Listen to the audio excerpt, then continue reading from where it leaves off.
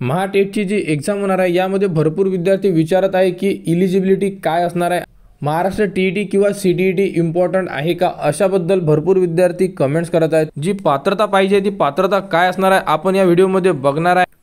तर ज्याही विद्यार्थ्यांनी सीटीईटी किंवा महाटीईटी दिली असेल ते विद्यार्थी, जे विद्यार्थी पास होतील ते विद्यार्थी यासाठी इलिजिबल असणार आहे।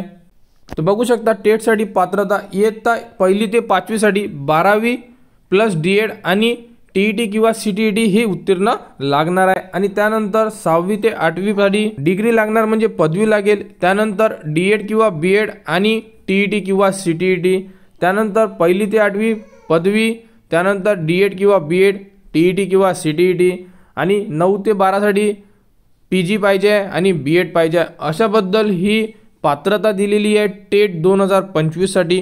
तर टेटकडून अजूनपर्यंत प्रॉपर जे नोटिफिकेशन येत असते दरवर्षीला ती नोटिफिकेशन अजूनपर्यंत यायची आहे आणि अजून यामध्ये महाटीईटी 2024चा रिझल्टसुद्धा लागायचा आहे। फक्त जी ॲन्सर की आलेली आहे प्रोव्हिजनल तीच आलेली आहे। तर सर्व रिझल्ट लागल्यानंतर जे टेटच्या बद्दल संपूर्ण जो टाइम टेबल येईल त्या अगोदर एक प्रॉपर नोटिफिकेशन येते। त्या नोटिफिकेशनमध्ये संपूर्ण वयोमर्यादा, त्यानंतर इलिजिबिलिटी जी असणार आहे ती 2025 साठी लागू असणार आहे, ती सर्व अपडेट उपलब्ध करून देण्यात येणार आहे। तर येत्या काही दिवसांमध्ये त्याबद्दलची संपूर्ण अपडेट आल्यानंतर ती अपडेट तुम्हाला आपल्या यूट्यूब चॅनलवर उपलब्ध करून देण्यात येणार आहे। आणि यासाठी जी पात्रता असेल, जे विद्यार्थी या पात्रतेमध्ये बसत असेल ते विद्यार्थी टेट म्हणजे शिक्षक भरती परीक्षा देऊ शकतात।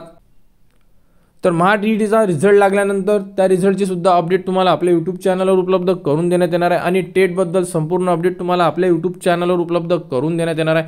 त्यासाठी आपल्या चॅनलला सबस्क्राईब करा व हा व्हिडिओ इतरांपर्यंत शेअर करा।